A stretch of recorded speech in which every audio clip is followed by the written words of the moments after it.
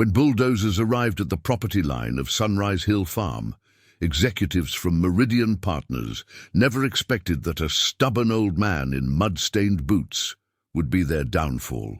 As 78-year-old Samuel Hayes faced down a billion-dollar development project, no one suspected his weathered hands once held government secrets so explosive that their revelation would send shockwaves through the highest levels of power and force an entire federal agency to acknowledge a decades-old cover-up they'd buried, along with his former identity. Before we jump back in, tell us where you're tuning in from, and if this story touches you, make sure you're subscribed, because tomorrow I've saved something extra special for you. The summer heat shimmered across the rolling hills of Foxhaven County as construction crews from Meridian Development Partners prepared for what should have been a routine land-clearing operation. The adjacent properties had all been secured, farms purchased for generous sums, their owners happily relocated to comfortable retirement, all except for one. Sunrise Hill Farm sat like an island amidst a sea of soon-to-be development. For nearly 6 decades, Samuel Hayes had worked this land, growing corn and soybeans, raising cattle, and living almost untouched by the modern world, gradually encroaching around him. "The old man is being completely unreasonable," explained Richard Keller, Meridian's acquisition director. "We've offered 4 times market value. We've even offered to build him a custom home anywhere he wants, but he won't even discuss it." At 78, Samuel Hayes embodied the quintessential American farmer, weathered face lined from decades in the sun, calloused hands, sparse white hair beneath a faded seed corn cap. His speech was unhurried, his manner direct. "This ground ain't for sale," he stated simply to our camera crew, the only media he'd allowed on his property. "Don't much matter what figure they put on their papers. Some things ain't got a price tag that makes sense." The standoff had begun 18 months earlier when Meridian Partners announced plans for Foxhaven Preserve, a sprawling mixed-use development transforming 3,000 acres of rural farmland into luxury housing, shopping districts, and a golf course. Local officials enthusiastically supported the project, citing economic growth, tax revenue, and job creation. For most local landowners, Meridian's generous offers had been too good to refuse. Family farms struggling financially for years were suddenly worth millions. But Samuel Hayes had refused every offer. "My grandfather bought this land in 1923, he explained, his voice carrying the slow cadence of rural Virginia. "Passed it to my father, who passed it to me. Near 100 years of Hayes family working this soil. You don't just walk away from that for a stack of paper money." What made Samuel's refusal particularly frustrating for Meridian was the location of his property, directly in the center of the planned development. The 500 acres of Sunrise Hill Farm contained the headwaters of Blackwater Creek, the water source for the development's water features, and occupied the highest ground, the planned location for the clubhouse and most expensive home.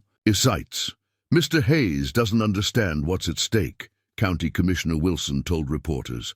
"We're talking about a $1.2 billion investment in our community, thousands of jobs, a transformed tax base that would fund better schools, roads, and services." Legal pressure mounted steadily. The county considered using eminent domain, but backed away after public backlash. Meridian filed lawsuits challenging property boundaries, water rights, even the historical accuracy of the original land grants, all defeated by Samuel's surprisingly sophisticated legal team. "Those city lawyers think I'm just some dumb dirt farmer," Samuel chuckled. "Reckon they're learning different now."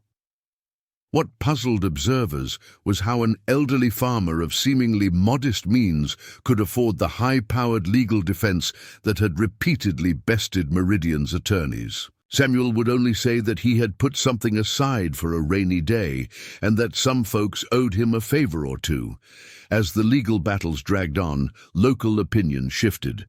Initially, many residents viewed Samuel as an obstacle to progress. But his steadfast defense of his family legacy resonated with the community's agricultural roots. Signs reading "Stand with Samuel" began appearing in yards throughout the county.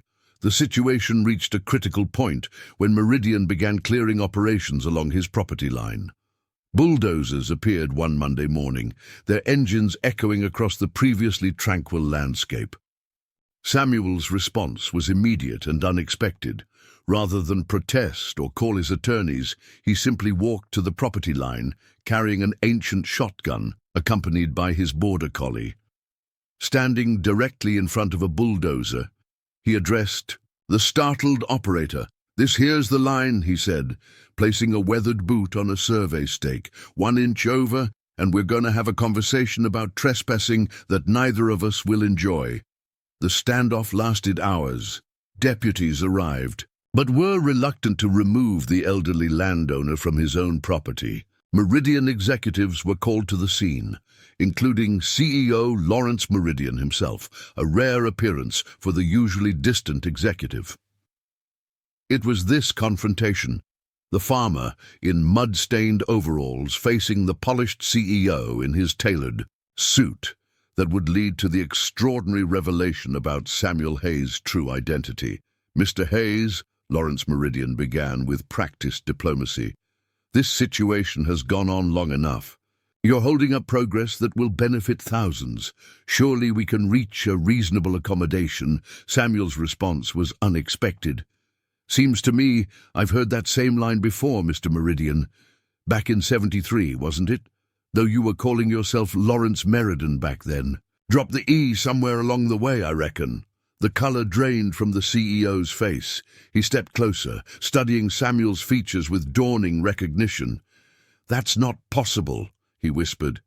"You can't be—" Samuel smiled slightly. "Been a long time.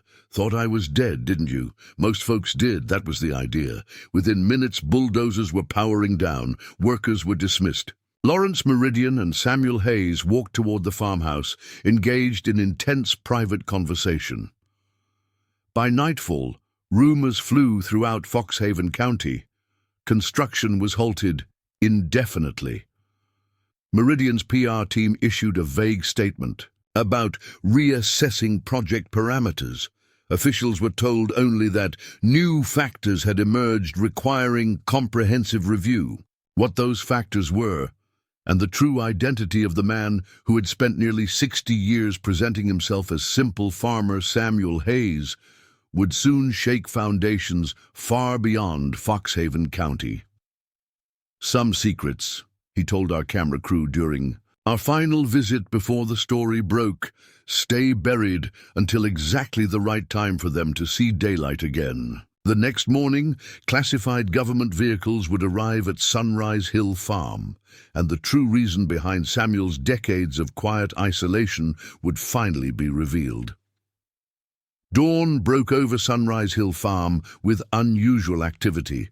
3 unmarked black SUVs arrived shortly after sunrise, their government plates visible to the curious neighbors who had begun to gather at a respectful distance. Men and women in dark suits emerged, establishing a perimeter around the property with quiet efficiency.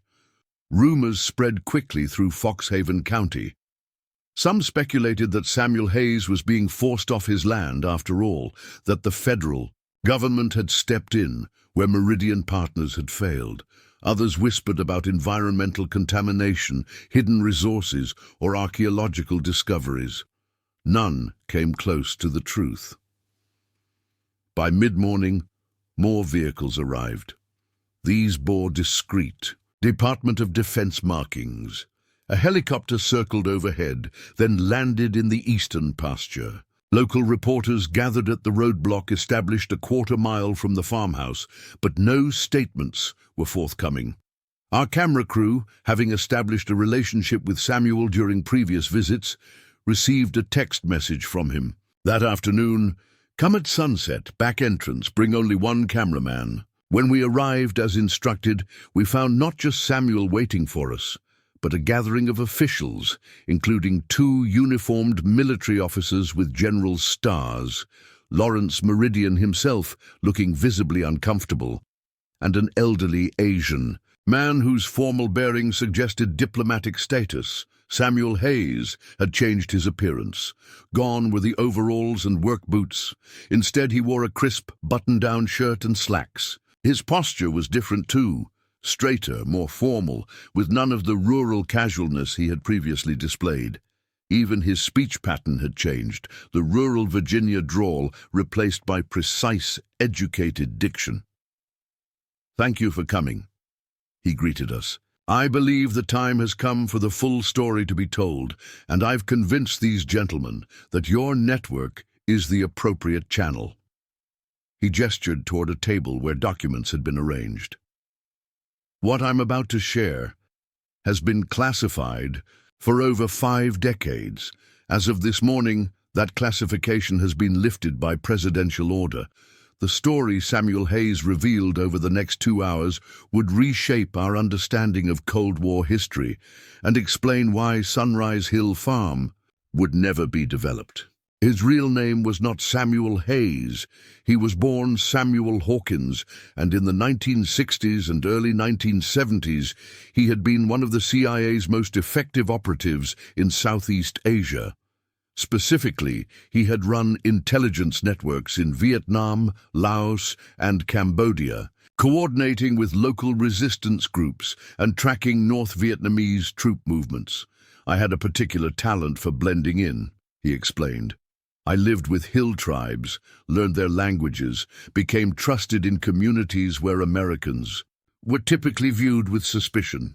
In 1972, while operating in Cambodia, Samuel uncovered evidence of an unauthorized operation being conducted by a private military contractor called Meridian Security Services, the predecessor to today's Meridian Partners.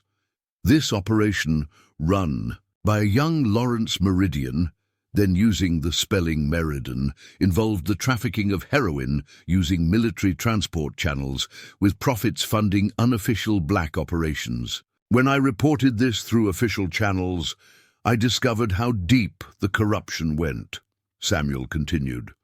3 senior CIA officials were implicated. 2 members of Congress were receiving funds. The Defense Department contractor responsible for transport logistics was directly involved. Samuel showed us redacted documents confirming his account, operation reports, financial records, photographs of facilities and individuals involved. Lawrence Meridian, now sitting stiffly across the room, stared fixedly at the floor. I gathered extensive evidence, compiled dossiers, recorded conversations. I was young, idealistic. I believed that exposing this operation was my patriotic duty. Samuel's expression darkened. Then I learned that a team had been dispatched to eliminate me. In early 1973, after narrowly escaping an assassination attempt in Phnom Penh, Samuel made a critical decision. Rather than return to the United States, where the corrupt network could easily find him, he created a dead drop with all his evidence and arranged for its secure storage. Then he orchestrated his own apparent death in a helicopter crash near the Cambodian-Laotian border. The body they recovered was unrecognizable. My dental records were switched by one of the few people I trusted. For all official purposes, Samuel Hawkins died in February 1973. Using connections outside official channels, he returned to the United States with a new identity, that of Samuel Hayes, a distant cousin who had actually died in childhood. He purchased Sunrise Hill Farm, using funds he had quietly moved over years, choosing a remote location where he could live safely and anonymously. I became a farmer because it allowed self-sufficiency and limited interaction with government systems. I learned to grow crops, raise livestock. I lived simply away from cities where facial recognition might be an issue, and I waited. The elderly Asian man now stepped forward, introducing himself as Ambassador Kwan from Cambodia. "Mr. Hawkins, should say Mr. Hayes," saved countless lives through his work. Villages that would have been destroyed still exist today because of intelligence he provided. My own family among them. For decades, Samuel lived his quiet cover life, seemingly just another rural farmer. But he had been playing a long game. The evidence he had secured hadn't been destroyed. It had been preserved through various means, updated periodically as technology changed, always kept in multiple secure locations. One of those locations was a hidden room beneath the old barn at Sunrise Hill Farm. When Lawrence Meridian appeared at my property yesterday, it was the culmination of 50 years of waiting, Samuel explained. The same man who had ordered my death, now heading a legitimate business empire built on the foundation of those heroin profits. The same operation laundered through decades of corporate restructuring and rebranding. I knew this day would eventually come. The military officials confirmed that Samuel's evidence, finally brought to light, had triggered an intensive investigation. Lawrence Meridian was not under arrest yet, but negotiations for cooperation were underway in exchange for potentially reduced consequences. More significantly for Foxhaven County, Sunrise Hill Farm had just been designated a site of historical significance to national security. The entire property would be preserved intact, with development permanently prohibited. This land gave me sanctuary when I needed it most, Samuel said, looking out over the fields now bathed in sunset. It seems fitting that it's now being protected in return.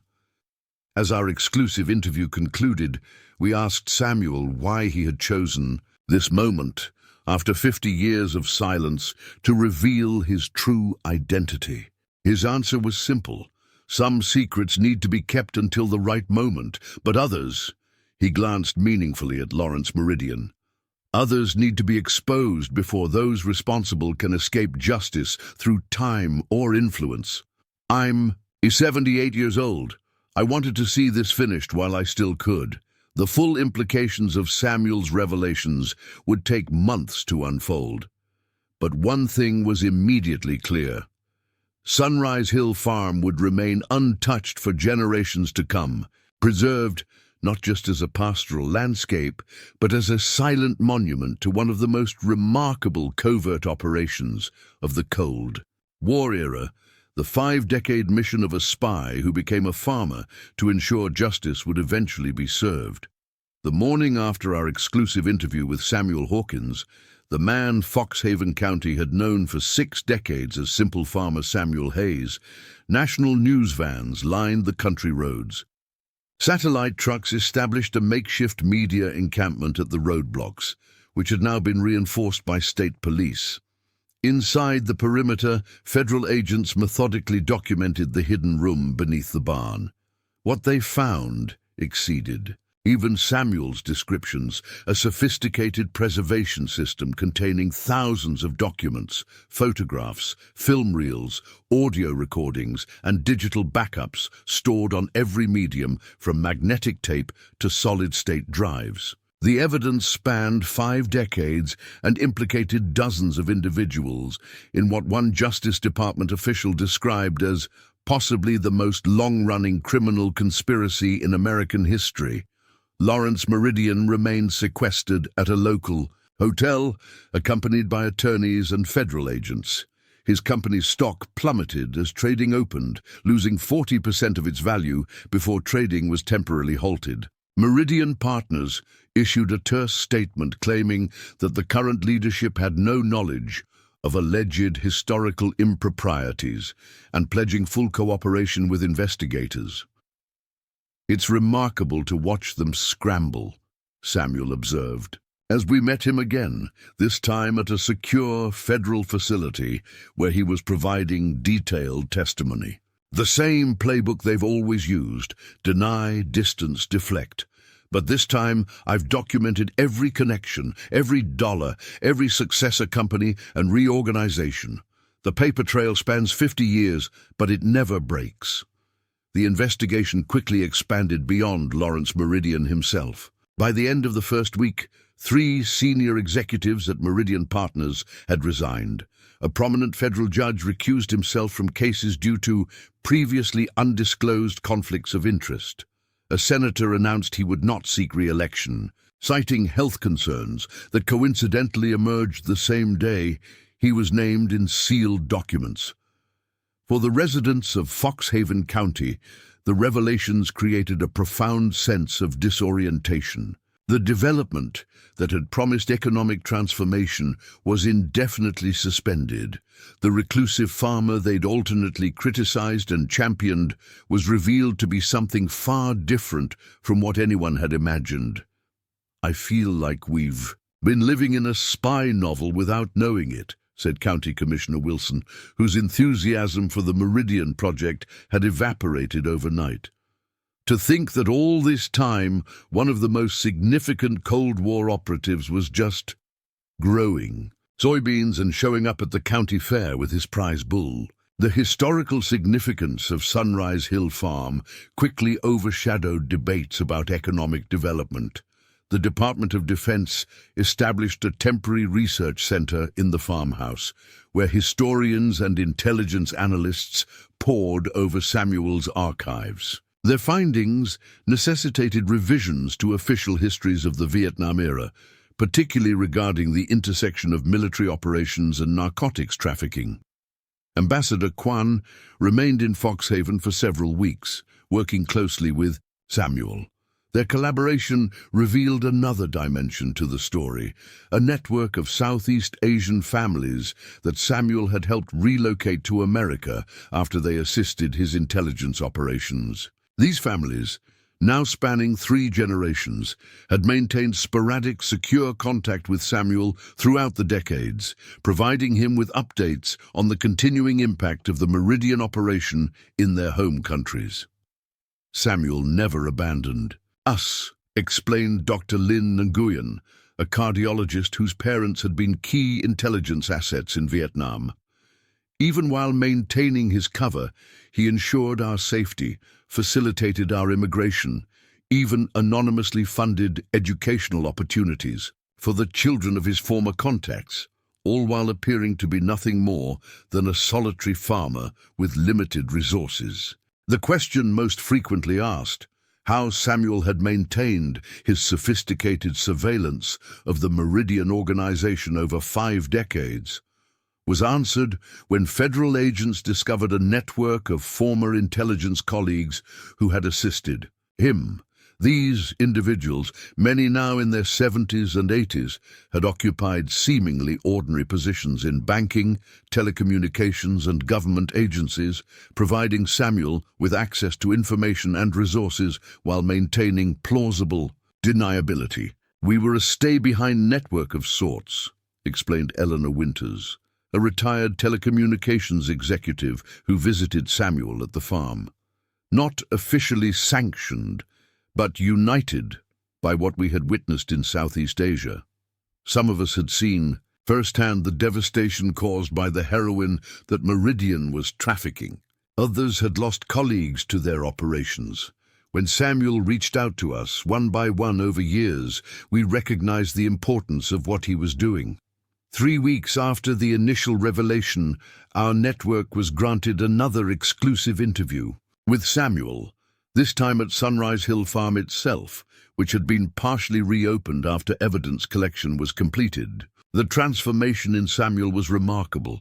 He moved with the precision and awareness of a trained operative, his speech patterns and vocabulary reflecting his extensive education and experience rather than the rural persona he had adopted. For so long, yet there remained something genuine about his connection to the land.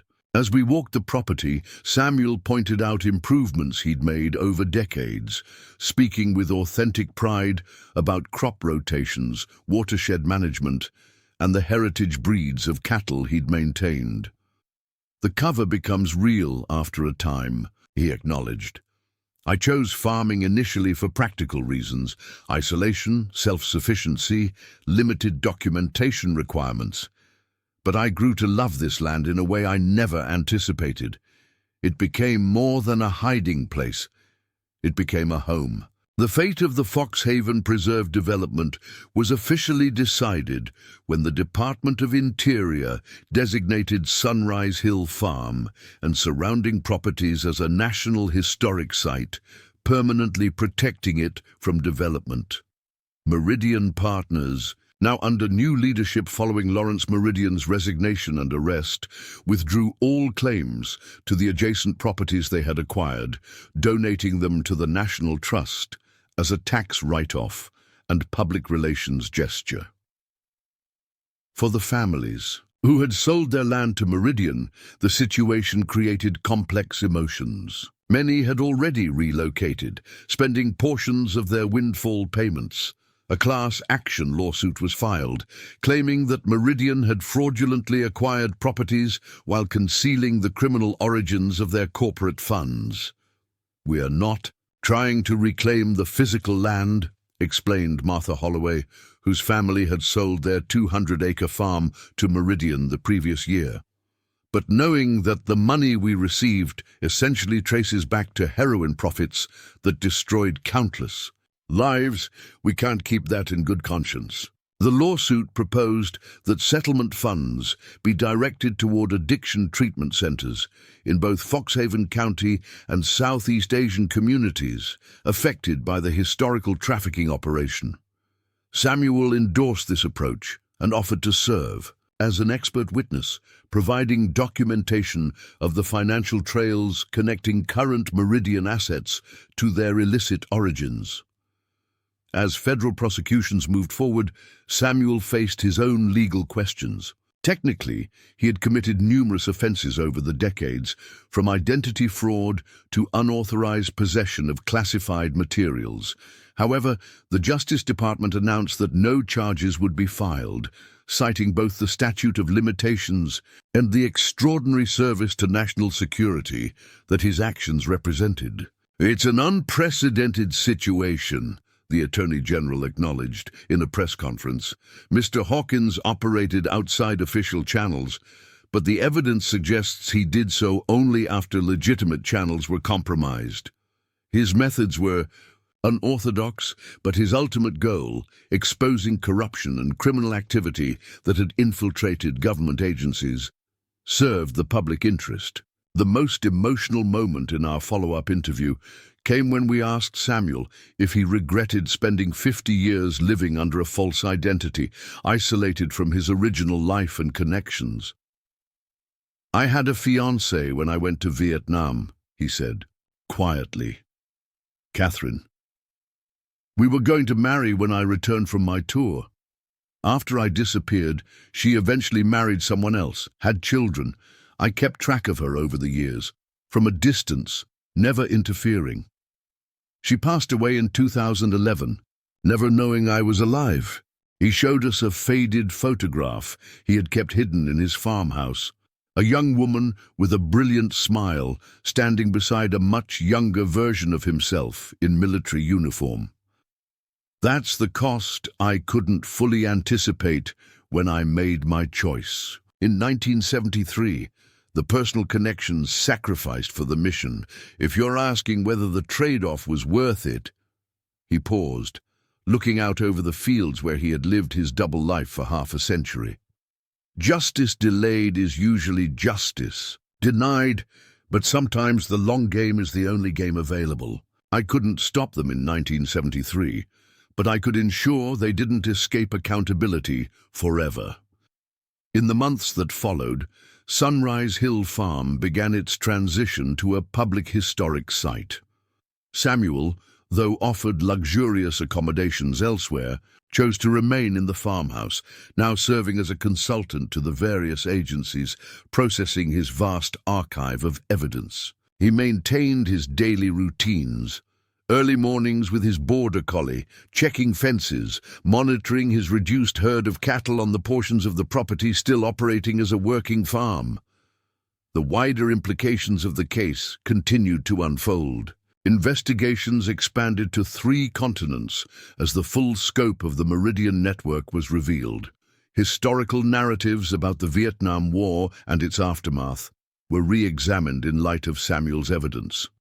Congressional hearings were scheduled, to address systemic vulnerabilities that had allowed the conspiracy to flourish across decades.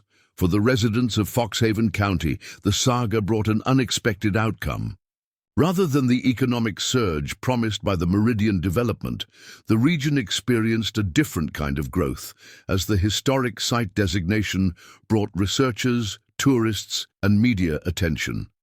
Local businesses adapted, with farms offering agricultural tourism experiences and shops featuring products that highlighted the region's rural heritage. "It's not the future we anticipated," acknowledged Mayor Thompson at a town meeting. "But there's something appropriate about building our community's future on truth rather than deception, on preservation rather than destruction." As for Samuel Hawkins, once a covert operative, then a farmer, now a living historical figure, the vindication of his 50-year mission brought both satisfaction and new purpose. The man who had spent most of his life in self-imposed isolation now found himself at the center of a historical reassessment, his expertise sought by academics, intelligence professionals, and policymakers alike. "I never expected to live to see this day," he confessed, as our final interview concluded. "My contingency plans all assumed this evidence would be found after my death, that others would connect the dots, to witness the impact firsthand." He smiled, the expression transforming his weathered face. "Let's just say it was worth the wait." The bulldozers that had threatened Sunrise Hill Farm were long gone, replaced by preservation teams carefully documenting every aspect of the property. The development plans for luxury homes and golf courses had been archived as historical curiosities, and the elderly farmer who had stood his ground against seemingly insurmountable odds had emerged as something far more complex and significant than anyone could have imagined. In the end, the most valuable resource on Samuel Hawkins' land wasn't water or premium real estate. It was truth, painstakingly preserved, protected through decades of patient vigilance, and finally brought to light at precisely the right moment to ensure that justice, however delayed, would not be denied. 6 months after Samuel Hawkins revealed his true identity to the world, the story that had captivated Foxhaven County expanded in unexpected directions. What had initially appeared to be a singular tale of one man's decades-long mission for justice evolved into something far more complex and far-reaching. On a crisp autumn morning, our crew returned to Sunrise Hill Farm for what we expected to be a progress update on the historic site's development. Instead, Samuel greeted us with news that would once again transform the narrative. "There's something I need to show you," he said, leading us not toward the barn, with its now famous hidden room, but toward a section of the property we hadn't previously visited. A wooded area on the northeast corner, far from the main buildings. The path through the trees showed no signs of recent traffic, covered with undisturbed fallen leaves. After a quarter-mile walk, we reached a small clearing containing what appeared to be an old well house, a simple stone structure with a peaked roof weathered by decades of exposure. "This wasn't in any of the property surveys," Samuel explained. "Not in the aerial photographs Meridian used for their development plans, not even in the government documentation from the past 6 months. He removed a key from his pocket. Not a modern key, but an old brass one with an unusual design. The lock on the well-house door looked equally antique. Only 3 people know about this location," Samuel continued. "Myself, Director Halloway at the NSA, and the President. After today, you'll be the 4th. The door opened with a groan of ancient hinges. Inside, rather than a well, we found a steep staircase descending into darkness. Solar-powered LED lights activated automatically as Samuel led us downward, revealing a tunnel stretching approximately 30 feet before opening into a small underground room. The space was dominated by vintage communications equipment, much of it reminiscent of Cold War-era technology, though some components had clearly been updated over the years. A ham radio setup occupied one wall. Secure telephone equipment filled another. Filing cabinets lined a third wall, while the fourth contained what appeared to be modern servers and digital storage systems. "Welcome to Station Foxhaven," Samuel said, active from 1975 until 3 weeks ago.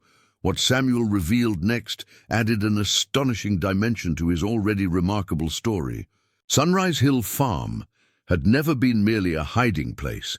It had been an active intelligence-gathering station for nearly 50 years, unofficially sanctioned by a small, compartmentalized unit within the intelligence community that had recognized the value of Samuel's work even while he was officially considered dead.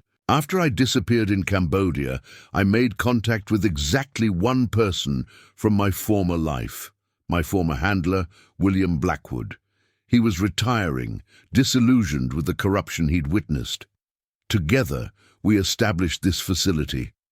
On paper, it didn't exist.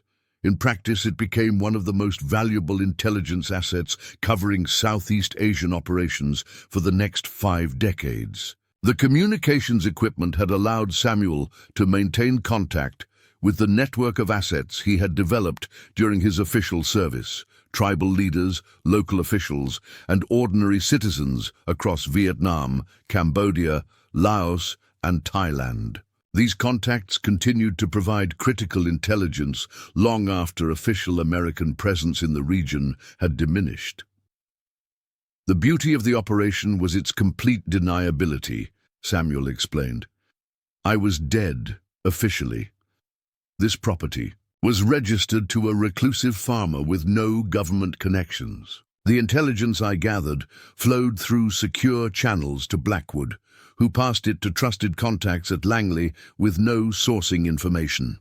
He showed us logbooks documenting thousands of communications, information about drug trafficking, routes, weapons movements, political developments, and covert operations by various governments and non-state actors. The records revealed how Samuel's network had identified Soviet and later Chinese intelligence operations, tracked terrorist movements, and provided early warnings of regional crises.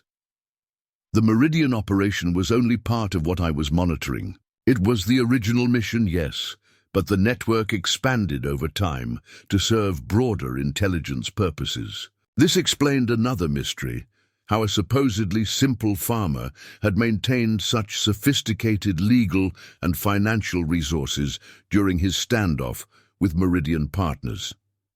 The intelligence community had protected its valuable asset, providing behind-the-scenes support while maintaining the fiction of Samuel's simple farming identity.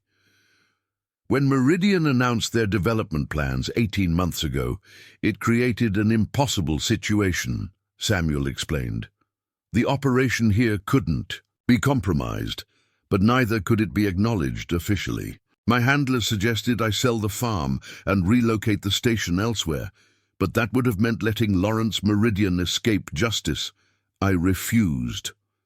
The standoff that followed had been more calculated than it appeared to outside observers. While Samuel publicly played the role of the stubborn elderly farmer, he and his intelligence contacts had been methodically preparing for the endgame, the moment when Lawrence Meridian would be forced to confront his past crimes. The confrontation at the property line was orchestrated, Samuel admitted.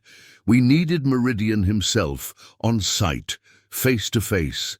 We needed his reaction documented when he recognized me.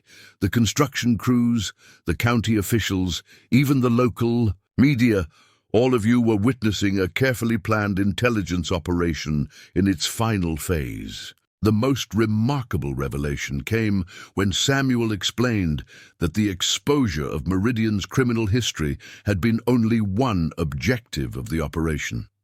The primary goal had been to protect something buried even deeper beneath Sunrise Hill Farm.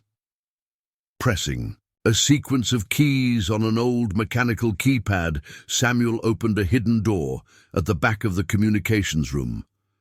Beyond lay a climate-controlled vault containing what he described as the complete, unofficial history of American operations. In Southeast Asia, what you're seeing is the truth that could never be officially acknowledged, Samuel said. Documentation of operations that violated international law, agreements with foreign governments that contradicted public positions, evidence of atrocities committed by all sides. This archive doesn't just implicate criminals like Meridian, it challenges fundamental narratives about American involvement in the region. The preservation of this unauthorized history had been Samuel's true mission for 5 decades. The pursuit of Lawrence Meridian, while personally important to Samuel, had been secondary to the protection of this comprehensive record. History is written by the victors, they say, but in conflicts like Vietnam, there were no victors, only survivors, and survivors deserve the truth, however uncomfortable. The Department of Defense had quietly taken control of the Archive 3 weeks earlier, beginning the painstaking process of reviewing and, where possible, declassifying its contents. This explained the continued security presence at the farm long after the initial evidence collection had concluded. Some of this material may never be released publicly, Samuel acknowledged, but it exists now in official channels. It can't be erased or denied. That matters more than most people realize. For Samuel, this represented the completion of a life's work far more significant than his public crusade against Meridian. He had preserved a history that powerful interests had attempted to bury, ensuring that future generations would have access to unvarnished truth about a controversial chapter in American foreign policy. The implications extended far beyond Foxhaven County or even the Meridian case. Historians, policymakers, and intelligence professionals would be reassessing decades of assumptions based on the materials Samuel had meticulously gathered and preserved.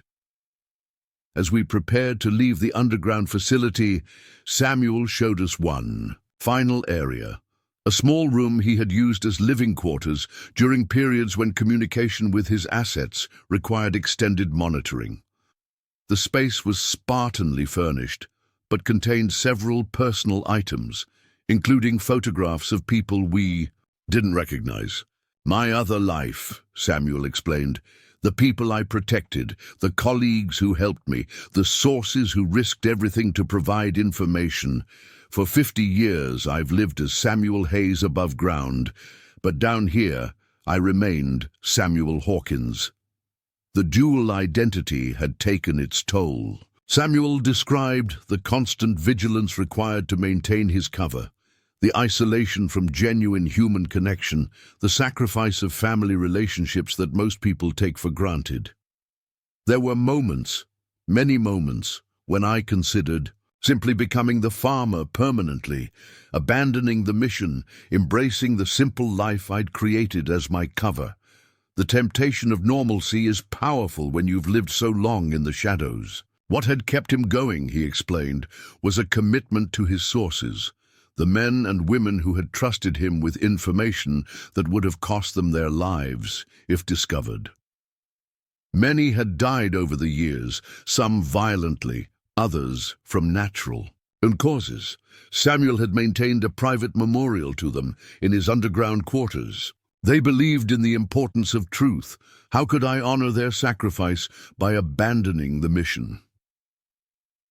As Sunrise Hill Farm transitioned to its new identity as a historic site, Samuel faced his own transition.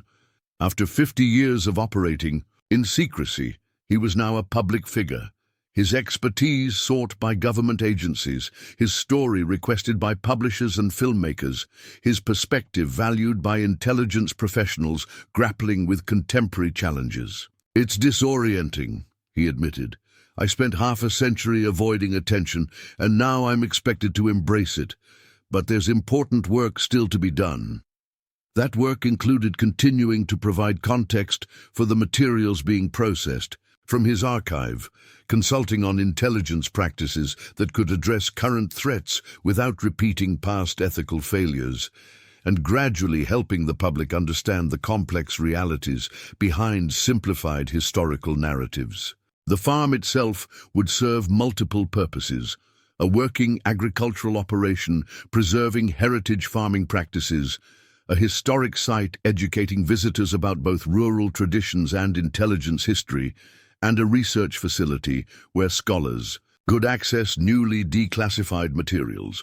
As our final interview concluded, Samuel reflected on the strange journey that had brought him to this point. From young CIA operative to presumed dead fugitive, from reclusive farmer to public historical figure, his life had encompassed more transformations than most people could imagine.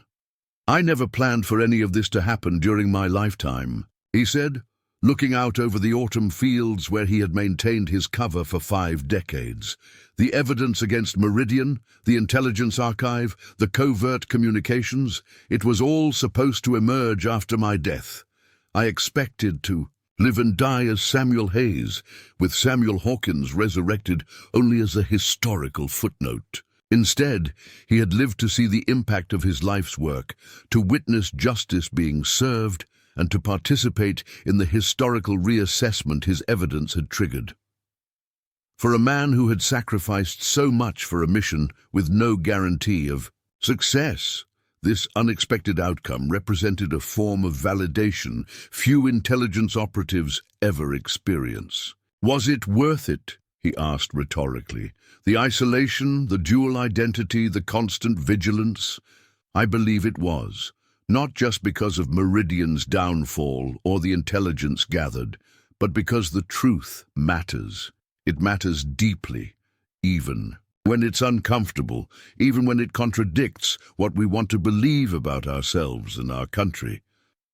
As we departed Sunrise Hill Farm, the property that had concealed so many secrets for so long was beginning its new life as a place dedicated to revealing truth. The development that would have buried that truth beneath luxury homes and manicured golf courses had been permanently prevented, and the stubborn old farmer who had stood against powerful interests had been revealed as something far more significant: a guardian of history, a keeper of secrets, and ultimately a messenger of truth too long concealed. 1 year after Samuel Hawkins first confronted Lawrence Meridian at the property line of Sunrise Hill Farm, the landscape of Foxhaven County had transformed in ways no one could have predicted. The luxurious homes and golf courses of Foxhaven Preserve existed only in abandoned architectural renderings. Instead, the county had become the epicenter of historical reassessment and national security scholarship. On a warm spring morning, we returned to Sunrise Hill Farm for the official opening of the Samuel Hawkins Intelligence History Center. The farmhouse and surrounding buildings had been meticulously restored, with careful preservation of both their agricultural heritage and their covert significance. The barn with its hidden room now served as the centerpiece of public tours, while the underground communications facility had been partially declassified and opened to researchers with appropriate security clearances. The opening ceremony drew a remarkable assembly of attendees. Government officials from multiple agencies mingled with academic historians. Veterans of Southeast Asian conflicts conversed with representatives from Vietnam, Cambodia, Laos, and Thailand. Local residents who had once viewed Samuel as merely an obstinate farmer now regarded him with a mixture of awe and newfound respect. "I never imagined this place would become so important," said former County Commissioner Wilson, who had once advocated using eminent domain to force Samuel off his land.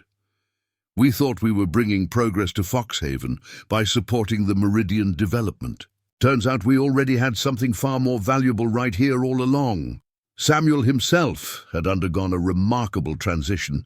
The deliberately stooped posture and rural affectations had disappeared entirely.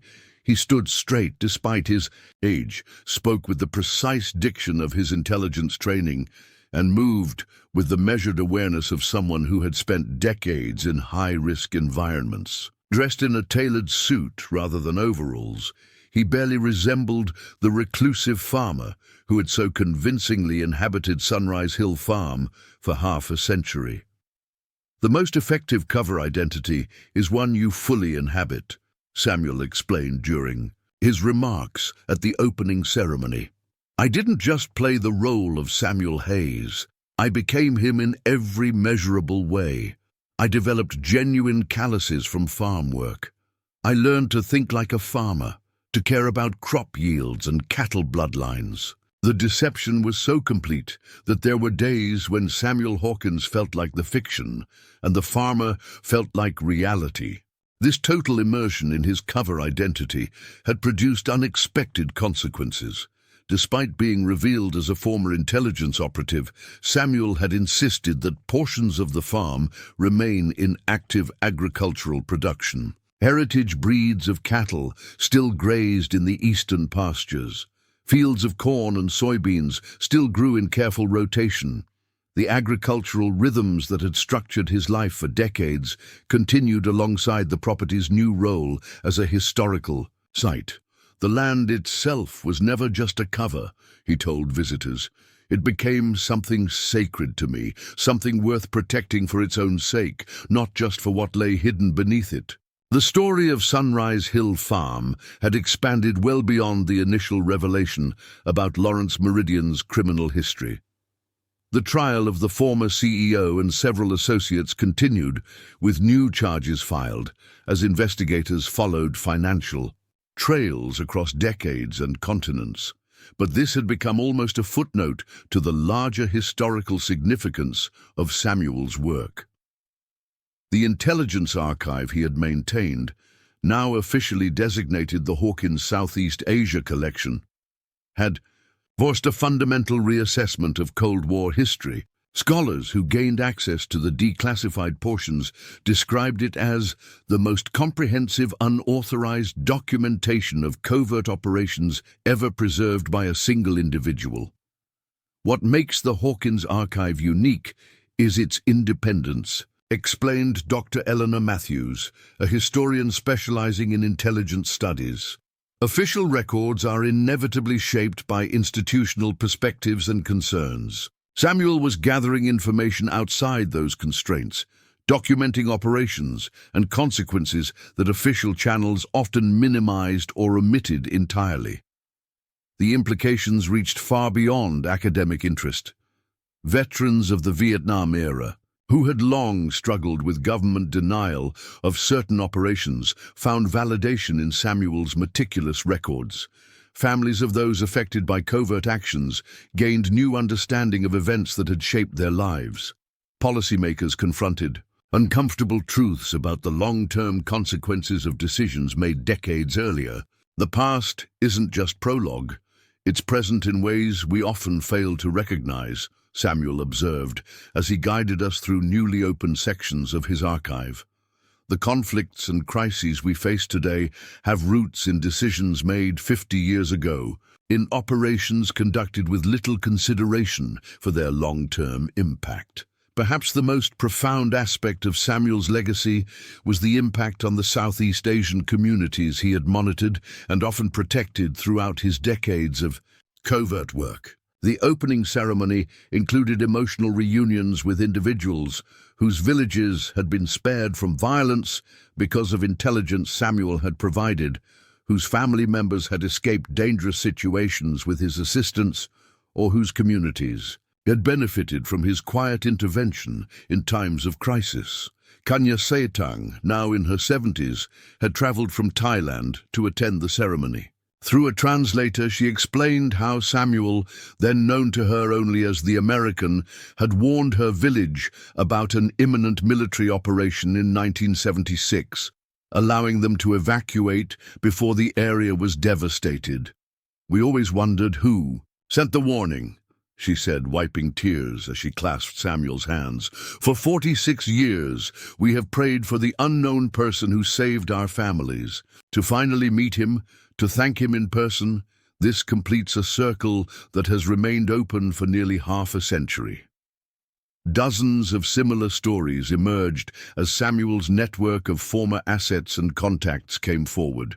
A Cambodian doctor whose medical education had been anonymously funded. A Laotian community whose water supply had been secretly tested and treated when corporate mining operations contaminated it. A Vietnamese family who had received crucial documentation allowing them to immigrate to America during the chaotic final days of the war. These were not official operations, Samuel emphasized. They were personal choices made within the constraints of maintaining my cover and continuing the broader mission. Small interventions where I could make a difference, without compromising the larger purpose. This human dimension of Samuel's work provided a counterbalance to the more controversial aspects of the archive, the documentation of operations that had violated international law, the evidence of decisions made for political rather than strategic reasons, the records of collateral damage often concealed from public knowledge. Intelligence work exists in moral gray areas, Samuel acknowledged. I've documented actions I consider deeply wrong alongside operations that saved countless lives. The archive doesn't offer simple judgments. It offers completeness, context, and complexity. The transformation of Foxhaven County itself represented another aspect of Samuel's unexpected legacy.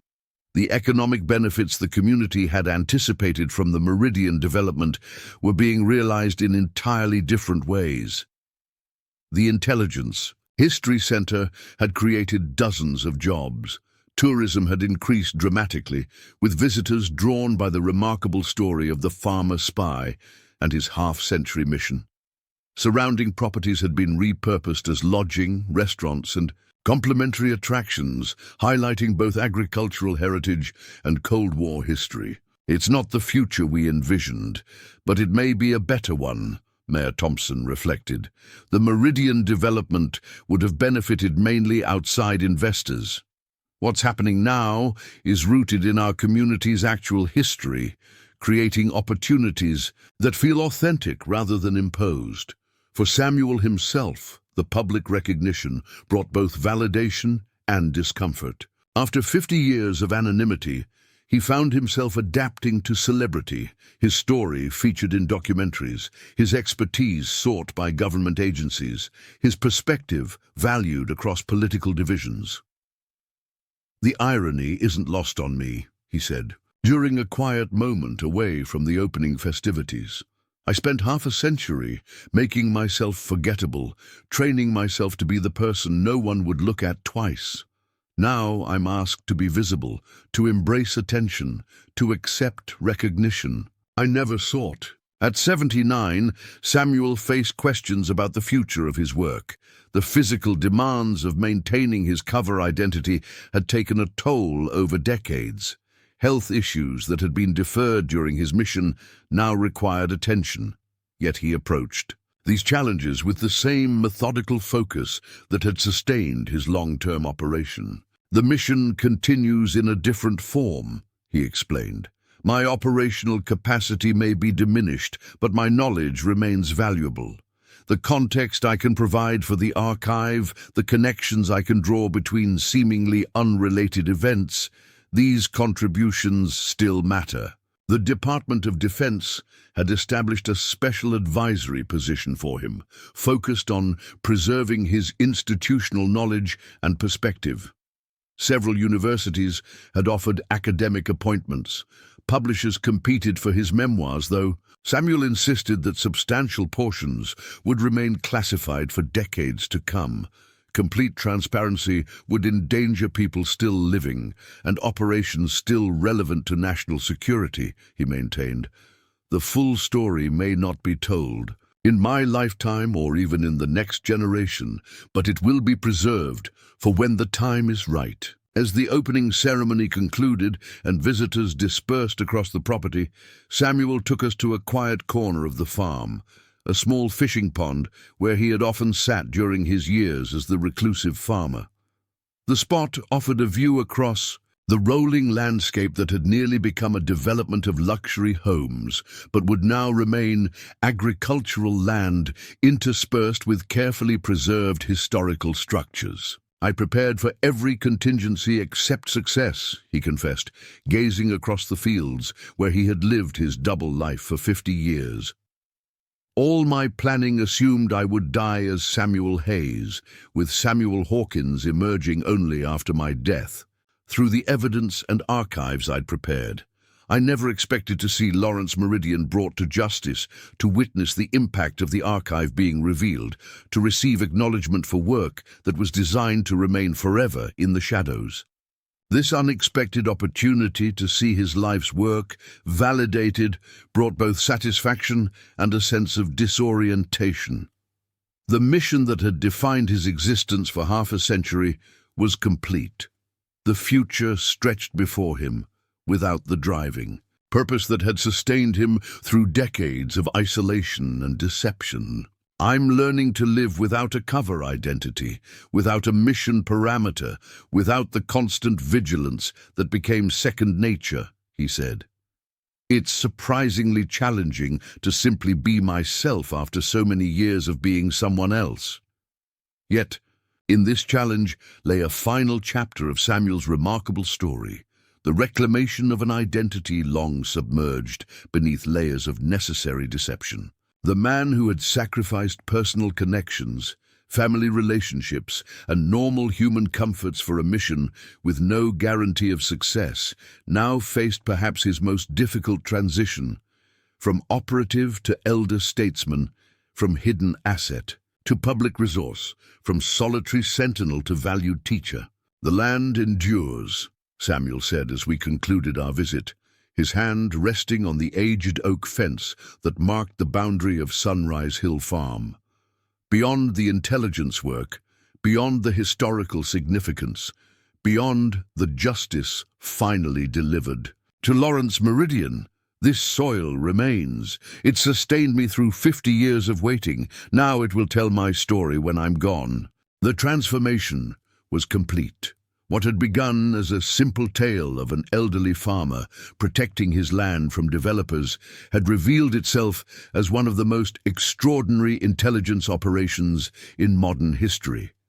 Sunrise Hill Farm, once threatened with extinction beneath luxury housing and manicured golf courses, now stood preserved for generations to come, not just as agricultural land or historical site, but as living testimony to the power of patience, the importance of truth, and the unexpected ways justice eventually finds its path. 2 years after Samuel Hawkins first stood against bulldozers at his property line, a discovery in the deepest section of his underground archive changed the narrative once again. During cataloging work by Department of Defense historians, a sealed container was found behind a false wall in the communications room, marked with instructions that it should only be opened after specific conditions were met. "I had almost forgotten about that particular safeguard," Samuel admitted when we contacted him about this development. "It was established in the earliest days of my operation, when the dangers were most acute and the outcome most uncertain. The container held documentation far more explosive than anything previously revealed, evidence that the Meridian operation had not been merely a rogue criminal enterprise operating adjacent to government activities. According to these materials, it had been initially sanctioned as an officially deniable funding mechanism for classified operations that Congress had refused to support. The operation began with government knowledge," Samuel explained during an exclusive interview conducted under extraordinary security measures. "Not at the presidential level, but with the approval of specific officials within intelligence agencies and the Department of Defense. The original concept was to use controlled drug trafficking profits to fund anti-communist operations in regions where official American presence was politically untenable. The documents Samuel had preserved meticulously tracked how this officially unofficial operation had evolved over time. What began as a compartmentalized government initiative gradually transformed as Lawrence Meridian and his associates identified opportunities for personal enrichment. By the early 1970s, when Samuel first uncovered the operation, it had become primarily a criminal enterprise that occasionally provided intelligence services as cover for its true purpose. This explains why my initial reports through official channels were suppressed, Samuel noted. I wasn't just threatening a criminal operation, I was threatening a compromise that powerful figures had accepted, allowing Meridian's criminal activities to continue in exchange for occasional operational support and plausible deniability. The implications of these revelations extended far beyond Lawrence Meridian himself, who had already been convicted on multiple charges and was serving a lengthy prison sentence. These documents implicated former high-ranking officials across multiple administrations, including 2 former directors of Central Intelligence, a former Secretary of Defense, and several federal judges who had helped protect the operation through legal channels. I separated these materials from the main archive because of their sensitivity, Samuel explained. The evidence against Meridian and his immediate associates was one thing. The evidence of government complicity was something else entirely, a potential national security crisis if revealed at the wrong time or in the wrong way. The instructions Samuel had left with the sealed container specified that it should only be opened when certain conditions were met. Lawrence Meridian had been brought to justice, the core historical archive had been properly secured, and specific individuals named in a separate document had died. The final name on that list, a former senior intelligence official, had passed away 3 months earlier, triggering the protocol for opening the sealed records. These weren't arbitrary conditions, Samuel emphasized. They were calculated to ensure that the truth could emerge without endangering ongoing operations or individuals who had been unwittingly involved. The full story could only be told when it would serve historical accuracy without compromising national security. The Justice Department established a special task force to review the materials, many of which remained classified despite being decades old. Decisions about prosecution were complicated by statutes of limitation, the deaths of many principal figures, and complex questions about national security implications. This isn't about pursuing criminal charges against elderly former officials, Attorney General Harlow stated at a carefully worded press conference. It's about establishing historical truth, ensuring accountability where possible, and creating safeguards against similar compromises in the future. For Samuel, this final revelation represented the completion of a mission even more complex than previously understood.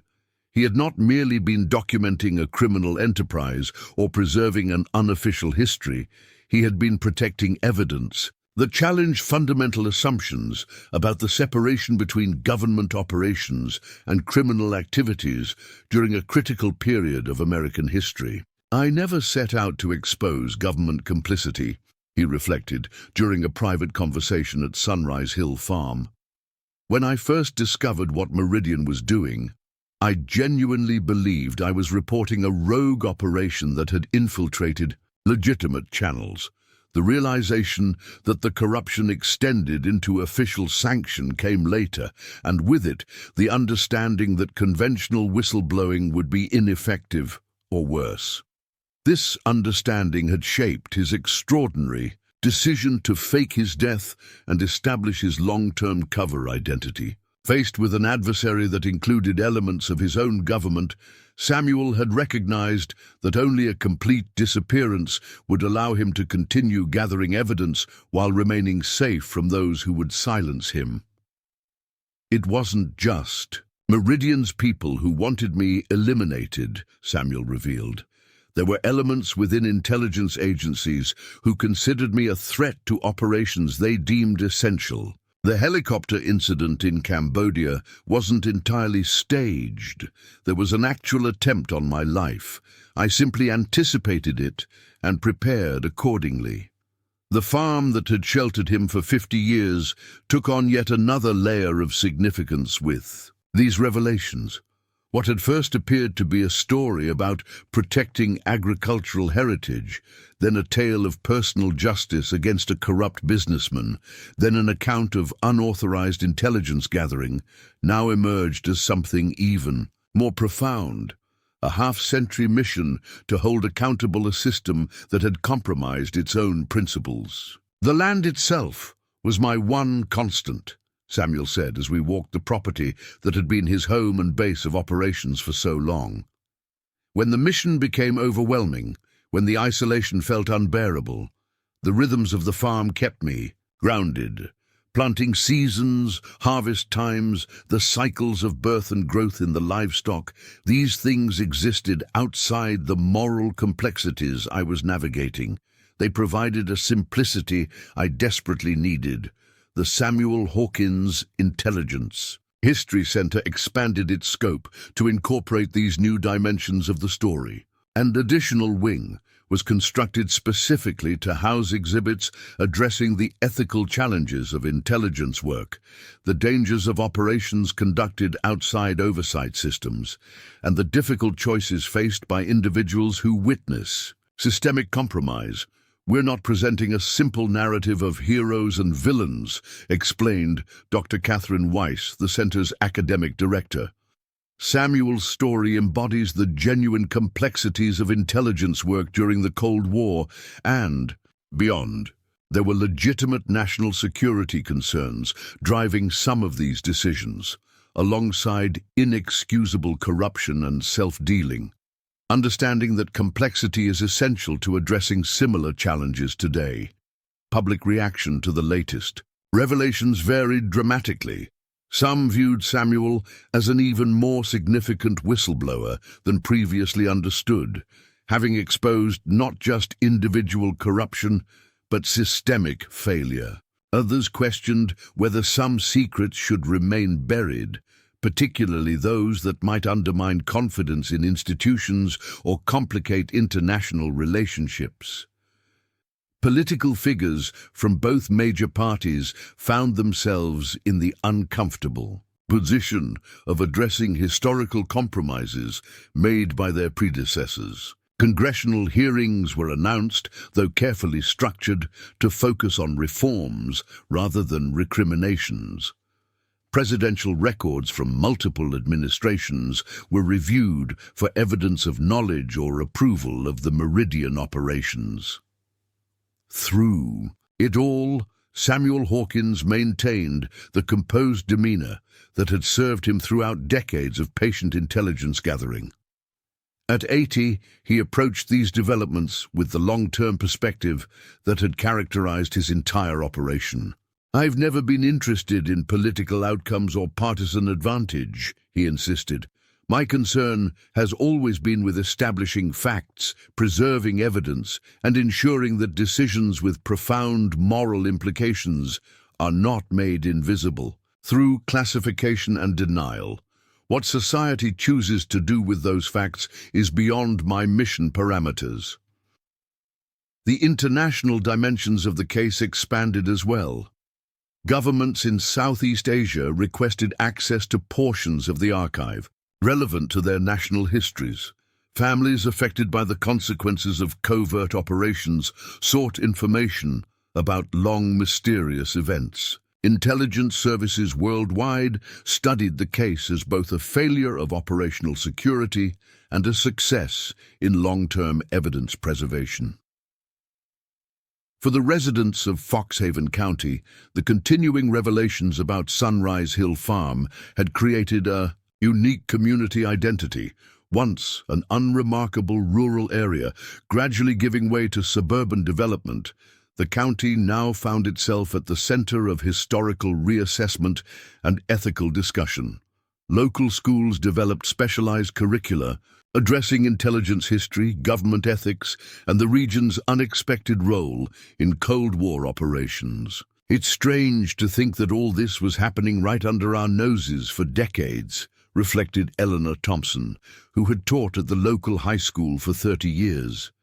We saw Samuel Hayes at county fairs and farmers' markets, never imagining that he was actually a spy preserving evidence of government misconduct. It makes you wonder what other seemingly ordinary people in ordinary places might actually be. This sentiment, the reconsideration of appearances versus reality, echoed throughout the community and beyond. Samuel's story had forced a fundamental reassessment of assumptions about rural America, about aging farmers, about quiet lives conducted away from centers of power. The man dismissed by Lawrence, Meridian, and county officials as a stubborn, uneducated obstacle to progress had proven to be not just intelligent and resourceful, but historically significant. The most effective cover identity challenges, stereotypes, and expectations, Samuel explained when asked about this aspect of his operation. People saw what they expected to see: an aging farmer resistant to change, holding on to land out of sentiment and stubbornness. That perception created a protective shield around my actual work. As Sunrise Hill Farm entered the third year of its new identity as a historical center, Samuel faced questions about his own future. The completion of his mission, now fully revealed in all its dimensions, left him in the unusual position of outliving a purpose that had defined most of his life. "I never created a contingency plan for surviving the mission," he acknowledged with a rare smile. "All my preparations assumed that Samuel Hawkins would re-emerge only after Samuel Hayes had died. Adapting to existence without a cover identity or an operational objective has been perhaps my greatest challenge." Yet he had found new purpose in education and mentorship. Intelligence agencies had created a specialized training program, incorporating lessons from his 5-decade operation. University programs in intelligence studies, ethics, and Cold War history sought his perspective as both participant and documentarian. The next generation of intelligence professionals studied his methods, his moral reasoning, and his extraordinary patience. "If there's a lesson in my experience," Samuel told a group of intelligence recruits during a rare public appearance, "it's the time frames in this work often extend far beyond what seems feasible or sustainable. The truth doesn't operate on convenient schedules. Sometimes justice requires decades rather than days. The willingness to commit to that long horizon may be the most important quality in addressing systemic rather than isolated wrongs." The land that had sheltered his mission continued in its dual identity: active agricultural operation and historical site. Heritage breeds of cattle still grazed in pastures adjacent to research facilities housing scholars from around the world. Corn and soybeans still grew in fields overlooking buildings, where intelligence professionals studied the documents Samuel had preserved through decades of patient work. "The farm continues, and so does the mission in its new form," Samuel observed as our final interview concluded. "Different crops, different cattle, different operational objectives, but the same fundamental purpose: preserving what matters for those who will come after us, whether that's agricultural heritage or historical truth." As we departed Sunrise Hill Farm for what would likely be the last time, the property that had nearly been bulldozed for luxury housing stood as a testament to persistence, to moral courage maintained through decades of isolation, and to the power of a single individual's commitment to truth regardless of the time frame required. The stubborn old farmer who had faced down developers had been revealed as something far more significant, and the land he had protected now served a purpose greater than anyone could have imagined when bulldozers first approached its boundaries 3 years before. 5 years after Samuel Hawkins first stood against bulldozers at the boundary of Sunrise Hill Farm, the ripple effects of his revelations had transformed institutions far beyond Foxhaven County. The special congressional committee established to investigate government complicity in the Meridian operation had expanded its scope to examine decades of similar arrangements across multiple agencies and administrations. Intelligence oversight mechanisms had been restructured based on recommendations from a presidential commission directly inspired by Samuel's case. On a crisp autumn morning, much like the day Lawrence Meridian had first confronted him at the property line, Samuel received visitors of unprecedented significance at Sunrise Hill Farm. The President of the United States, accompanied by minimal security and no press, arrived for a private meeting that would remain classified for decades to come. Some conversations need to happen outside official channels, Samuel explained afterward, respecting the confidentiality of the discussion while acknowledging that it had occurred. There are lessons from my experience that have direct relevance to current operations and oversight challenges. That's all I can say about the substance of the meeting. The presidential visit symbolized the remarkable journey of a man once presumed dead, then hidden in plain sight, and finally recognized at the highest levels of government. Yet for Samuel, now 83, the most meaningful aspects of his legacy had little to do with such high-profile recognition. The archive is secure, the evidence is preserved, the history can't be erased, he noted with quiet satisfaction. That was always the primary mission objective. Everything else, the intelligence center, the academic programs, the government reforms, those are welcome outcomes, but they weren't my focus during those 50 years of waiting. Samuel's health had begun to decline, the toll of decades living under constant stress, finally manifesting in ways that even his disciplined mind couldn't overcome. He had been diagnosed with a progressive heart condition, likely exacerbated by years of self-administered medical care during his cover identity. With characteristic pragmatism, he had established detailed provisions for the continuation of his work beyond his lifetime.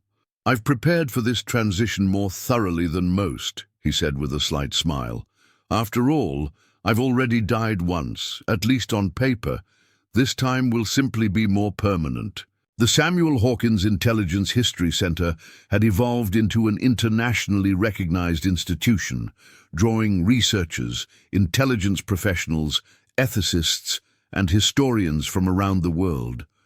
What began as a single farm had expanded to include adjacent properties, creating a campus dedicated to preserving both agricultural heritage and intelligence history. A prestigious fellowship program brought promising scholars to study Samuel's archives and methodology. More significant to Samuel personally was the Sunrise Hill Foundation, established with funds from his intelligence pension, retroactively. Granted with interest, book advances, and consulting fees, the foundation supported three primary initiatives: agricultural preservation in rural communities threatened by development, educational opportunities for the descendants of his Southeast Asian assets, and whistleblower protection for intelligence professionals reporting ethical violations. "These programs address the three pillars of my life's work," Samuel explained during a tour of the Foundation's newly completed headquarters on what had once been Meridian Partners property. Protecting agricultural land, supporting those who provided crucial intelligence at great personal risk, and creating better mechanisms for addressing wrongdoing within the system than the extreme measures I was forced to take. Lawrence Meridian, meanwhile, had agreed to a comprehensive cooperation agreement with federal prosecutors after the latest revelations about government complicity. In exchange for reduced sentences for himself and key associates, he provided extensive testimony about official involvement in his operations dating back to the 1960s. His detailed accounts of meetings with senior officials, informal arrangements, and financial mechanisms had proven invaluable to investigators attempting to untangle decades of deniable operations. Meridian was never merely a criminal. Samuel observed, reviewing transcripts from the closed testimony. He was an entrepreneur who identified an opportunity within a system already compromised by expedient moral calculations. That doesn't excuse his actions, but it contextualizes them within the broader failures of oversight and ethical constraints. This nuanced perspective, refusing to simplify complex history into convenient narratives of heroes and villains, characterized Samuel's approach to his own legacy. He consistently rejected efforts to lionize him as an unambiguous hero or to demonize his adversaries as purely evil. Instead, he insisted on preserving the moral complexity and contextual factors that had shaped decisions on all sides. The greatest danger in studying intelligence history is the temptation to impose contemporary standards on historical decisions made under constraints we can barely imagine today, he cautioned during a lecture to intelligence students. The second greatest danger is using historical context to excuse actions that were recognized as wrong even by the standards of their time. This commitment to complexity extended to Samuel's own actions. He acknowledged that his unauthorized archiving of classified materials violated laws and regulations, that his maintenance of covert communications outside official channels could have compromised other operations, and that his decision to preserve evidence rather than expose it immediately had allowed certain harmful activities to continue longer than they might have otherwise. I made the best decisions I could with the information and options available to me, he said simply. Others might have chosen differently. I can only hope that the ultimate outcome, the preservation of truth that might otherwise have been lost forever, justifies the compromises made along the way.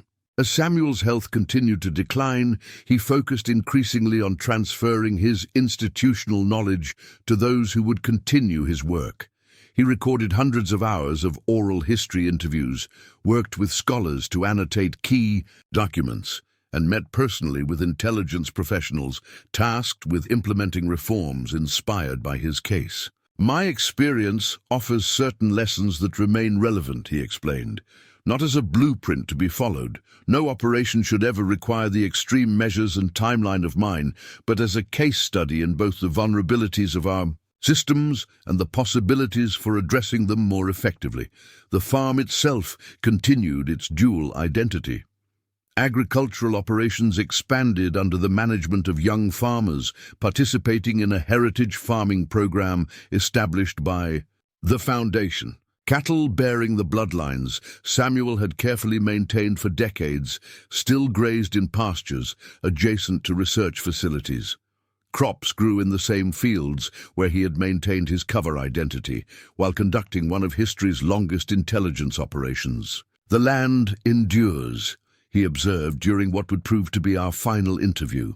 That's what first drew me to this property when I was establishing my cover.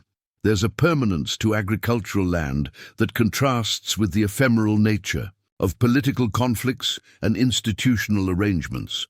Governments change, agencies reorganize, policies shift, but properly maintained land continues its cycles regardless. In his final months, Samuel retreated from public engagements to focus on completing personal projects. He corresponded with the families of assets who had died during his operation, providing context and closure that had been impossible while maintaining his cover. He arranged for personal items preserved from his pre-cover identity to be returned to distant relatives who had believed him dead for 50 years. He finalized detailed instructions for the continued development of the historical center and foundation. I'm not leaving anything to chance or interpretation, he told his closest associates. The mission continues beyond my personal involvement, and proper preparation is essential to its success. On a spring morning, remarkably similar to the day Bulldozers had first approached his property line, Samuel Hawkins passed away peacefully in the farmhouse that had sheltered both his cover identity and his covert operation for half a century. Following his explicit instructions, he was buried in a simple ceremony at the highest point of Sunrise Hill Farm, with views across the fields he had protected through decades of patient vigilance. The epitaph on his modest headstone, like everything else about Samuel Hawkins, contained layers of meaning apparent only to those who understood the full scope of his extraordinary life. Samuel Hawkins, Samuel Hayes, 1943-2028, he preserved what mattered most. In accordance with his wishes, the Sunrise Hill Foundation announced a significant new initiative on the day of his funeral: the declassification and public release of the first major portion of his Southeast Asia archive.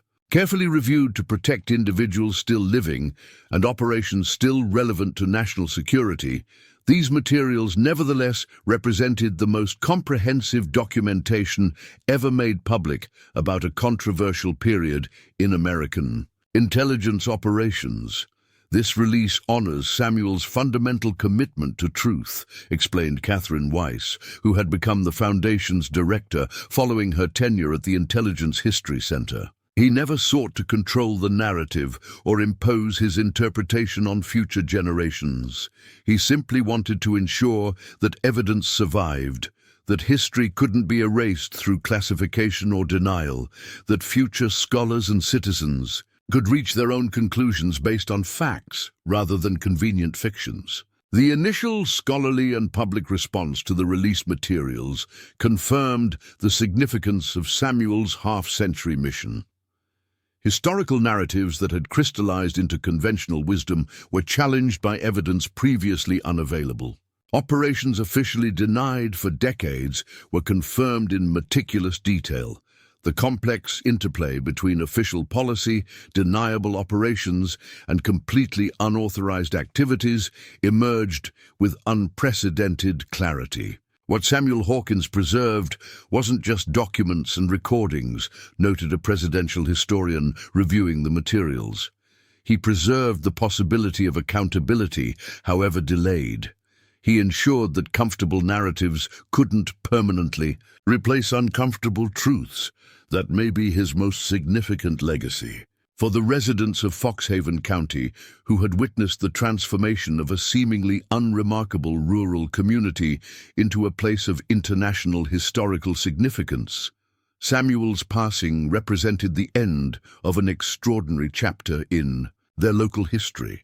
The community that had once regarded him as merely an obstinate farmer standing against progress now mourned him as their most significant resident and the creator of their most important institution. He could have established his cover identity anywhere, mused former County Commissioner Wilson during a memorial gathering. He chose our community, lived among us for decades, and ultimately transformed our understanding not just of himself, but of our place in history. I once thought the Meridian Development would put Foxhaven on the map. Samuel Hayes, or Hawkins, did that in a way none of us could have imagined. In the years following Samuel's death, Sunrise Hill Farm continued to evolve while maintaining the dual identity he had established.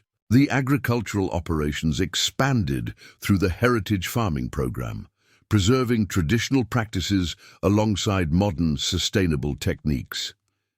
The Intelligence History Center developed into one of the world's premier institutions for the study of covert operations, ethics, and oversight mechanisms. The Foundation extended its programs internationally, supporting agricultural preservation and whistleblower protection across multiple continents.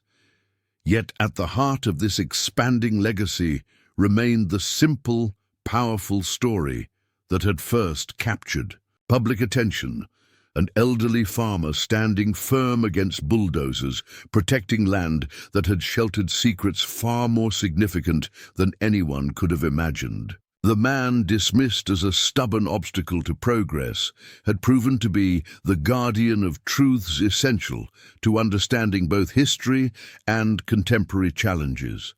As Samuel had observed in his final interview, the most effective cover identity is one that becomes genuine over time.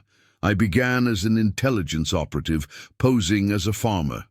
I ended as both in equal measure. The land shaped me as much as I protected it. That's the final lesson of Sunrise Hill Farm. We become what we commit ourselves to preserving. The bulldozers that had once threatened to transform his property into luxury housing and golf courses never returned to Sunrise Hill Farm. Instead, the land Samuel Hawkins had protected through 50 years of patient vigilance continued its dual purpose, nurturing crops and livestock as it had for generations, while simultaneously preserving truths that might otherwise have been lost to history. In protecting his land, the old farmer had ultimately protected something far more valuable: the possibility of genuine accountability, the preservation of uncomfortable truths, and the demonstration that justice, however delayed, could eventually find its path through even the most challenging terrain. 10 years after Samuel Hawkins first confronted developers at his property line, a generation of scholars, intelligence professionals, and visitors had passed through Sunrise Hill Farm. The Samuel Hawkins Intelligence History Center had become an internationally recognized institution. The story of the farmer spy had been documented in best-selling books, award-winning documentaries, and was even being developed as a major motion picture. It seemed the tale had been fully told until a discovery beneath the eastern pasture revealed that Samuel Hawkins had preserved one final secret, intended to remain hidden until a decade after his initial revelation. During an expansion of the heritage farming program, ground-penetrating radar detected an anomaly deep beneath what had once been Samuel's cattle-grazing land. Initial investigation suggested a natural formation, but excavation revealed a carefully constructed vault far more sophisticated than the communication center previously discovered. "Samuel Hawkins left us one more chapter," announced Dr. Eleanor Matthews, Director of Research at the Intelligence History Center. The vault was designed with a time lock mechanism, preventing access until specific conditions were met, including the passage of 10 years from his initial confrontation with Meridian. The contents of this final archive were not what anyone expected. While previous discoveries had revealed Samuel's documentation of the Meridian operation and his intelligence-gathering network, this vault contained something deeply personal: the complete, unredacted story of the man himself. "Everyone thought they knew Samuel Hawkins," Dr. Matthews explained during a private tour of the newly discovered materials. The CIA operative who faked his death, the farmer who protected his land, the intelligence gatherer who preserved crucial history, but these records reveal a dimension of his story that changes our understanding of everything. The vault contained journals dating back to Samuel's childhood, family photographs he had been forced to abandon when creating his cover identity, and most significantly, extensive documentation of a life he had planned but never lived. Wedding invitations never sent for his marriage to Catherine, his fiancée, when he disappeared. Architectural plans for a home they would have built. Names considered for children they never had. Anniversary cards written but never delivered across decades of separation. "This wasn't an intelligence archive," noted Catherine Weiss, director of the Sunrise Hill Foundation.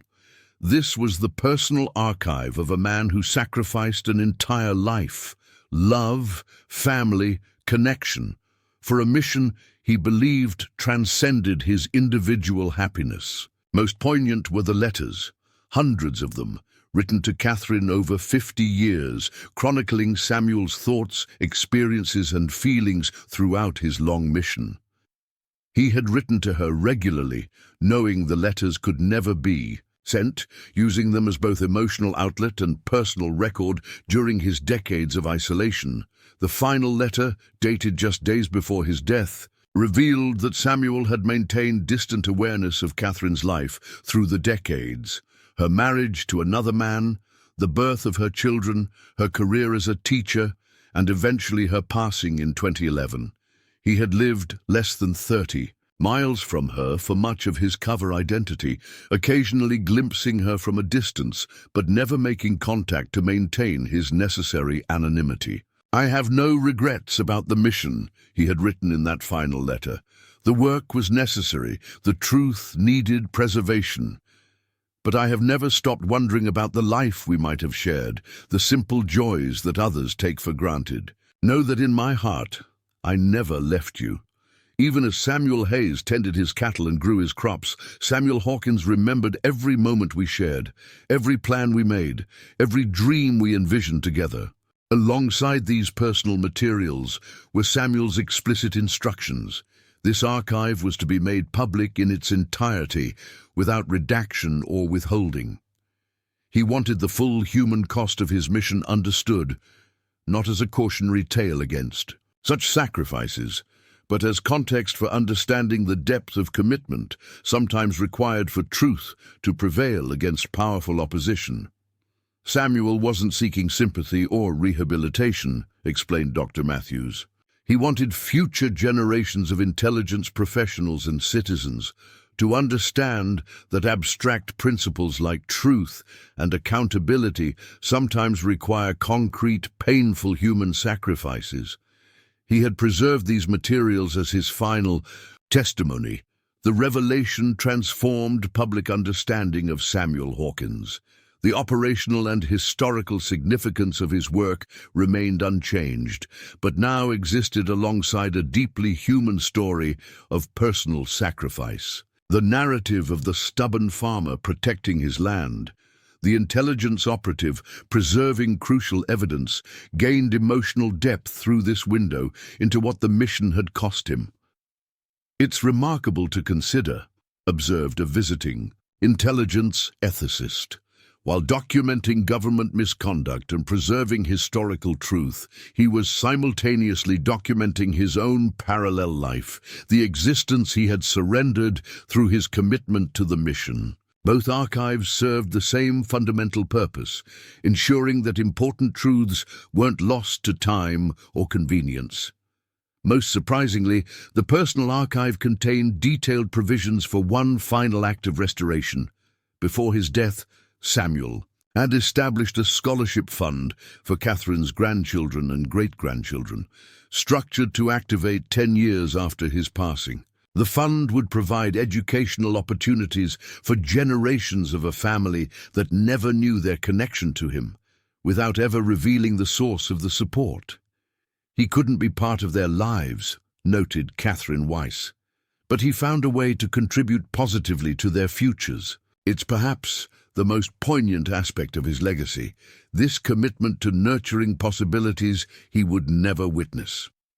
For the Sunrise Hill Foundation and Intelligence History Center, the discovery necessitated expansion of their mission.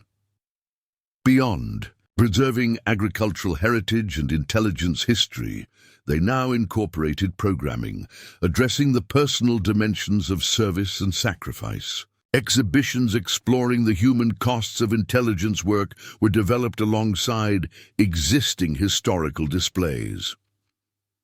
Samuel wanted us to understand that abstract principles are ultimately upheld by individuals making concrete choices, explained Weiss. The defense of truth isn't an institutional abstraction. It's a deeply personal commitment made by people willing to sacrifice their own interests for something larger than themselves. The farm itself continued its dual purpose, agricultural, fields surrounding the expanding campus of research facilities, educational spaces, and historical exhibits. Visitors could now trace the complete arc of Samuel's extraordinary journey, from his early intelligence career through his cover identity as a farmer, his decades-long mission to preserve evidence, and finally, the personal sacrifices that had made the mission possible. Lawrence Meridian, still serving his sentence for crimes uncovered through Samuel's evidence, requested permission to view the personal archive. After careful consideration, the Foundation granted limited access. Witnesses reported that the former CEO, now elderly and in poor health, sat silently for hours, reviewing evidence of the life his operations had inadvertently destroyed. "There's a completion to this final chapter," observed Mayor Thompson during the public unveiling of selections from the personal archive. Samuel Hawkins began as a man seeking to expose specific wrongdoing. He evolved into a guardian of historical truth. And now we understand he was also preserving something deeply personal, a testimony to the genuine human cost of moral courage maintained across decades. For the residents of Foxhaven County, who had witnessed the extraordinary transformation of their community around Samuel's legacy, this final revelation brought the story full circle. The man they had first known as a stubborn farmer, then recognized as a significant historical figure, emerged in his final testimony as profoundly, painfully human, someone who had sacrificed ordinary happiness for extraordinary purpose. The bulldozers that had once threatened to transform Sunrise Hill Farm into luxury housing had long since departed for other projects. The land Samuel had protected remained agricultural. The historical center continued its work of education and preservation, and the foundation extended its mission to support those making difficult ethical choices in intelligence and other fields. But perhaps the most significant legacy was the expanded understanding of sacrifice embedded in Samuel's personal archive. His decision to ensure these materials would eventually become public reflected his final teaching, that principles worth defending come with costs worth acknowledging, that abstract commitments require concrete surrenders, and that the full truth includes not just what was accomplished, but what was given up in the process. "The land endures," Samuel had written in his final journal entry. "The truth endures, and perhaps in some way beyond my understanding, love endures as well, even when circumstances make its expression impossible. I have lived an unimaginable life as both Samuel Hawkins and Samuel Hayes. I have accomplished the mission I set for myself.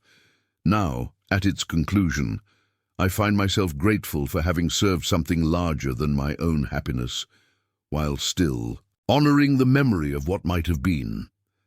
The eastern pasture, where cattle had once grazed above Samuel's final hidden vault, was transformed into a contemplative garden, designed according to sketches found among his personal papers. At its center stood a simple bench, facing the distant hills, inscribed with words from his last letter to Catherine.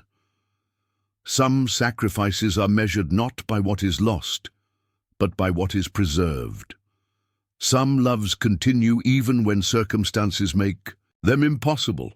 Some truths matter enough to surrender everything else for their protection." Visitors to Sunrise Hill Farm often ended their tours at this quiet spot, reflecting on the extraordinary journey of a man who had stood against bulldozers to protect his land, against corruption to protect historical truth, and against the natural, human desire for connection to protect a mission he believed transcended his personal happiness. The story that had begun with a seemingly simple confrontation between an elderly farmer and corporate developers had revealed itself, layer by layer, as one of the most remarkable narratives of sacrifice, perseverance, and moral courage in modern history. And in its final chapter, it offered a profound reminder that behind every principled stand lie deeply human choices with deeply human consequences.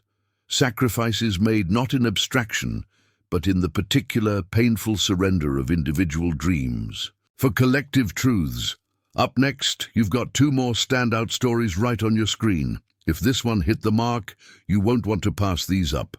Just click and check them out. And don't forget to subscribe and turn on the notification bell so you don't miss any upload from us.